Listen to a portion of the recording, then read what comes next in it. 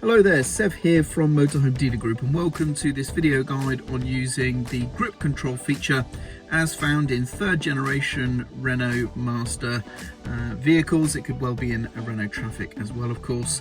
Now you'll know if you have this function because you should see a button like this somewhere in your vehicle. So if you do, then you have this feature, and this video guide is going to help you understand how to use it.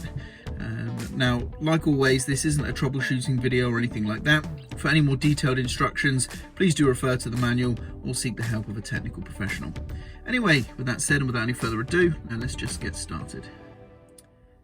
So the subject vehicle today is a third generation Renault Master, and the button for the grip control feature is here, which is just to the side of the steering column. Now, by the way, for any detailed information on the cab layout of such a vehicle, we do have a dedicated video guide for this generation of vehicle.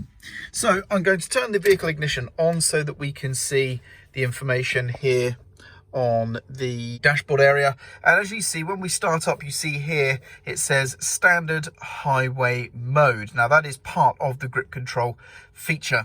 So there are two driving modes. We have standard highway mode, and then the next is going to be variable highway mode.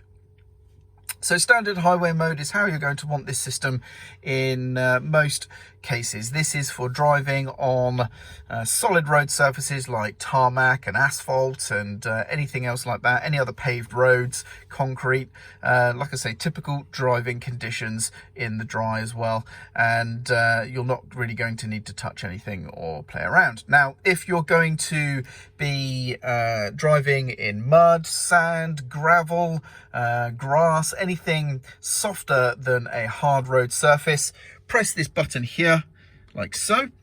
What we should see is the variable highway mode appears, as well as the grip control warning light or indicator light over here. And then the vehicle is going to change its traction traction control settings based on the fact that you're anticipating driving on suboptimal road surfaces, basically. And that's it. That's all you need to do. Now, it's going to remain in the variable highway mode until you accelerate past 31 miles an hour or 50 kilometers an hour, or you turn the system back off once more by pressing the button, which when you do that, by the way, you'll see the symbol disappears up here and it says standard highway mode right there again. And that's what the grip control feature does. So there we go. Hopefully you found this video useful. I'm Sev, and thank you very much for watching.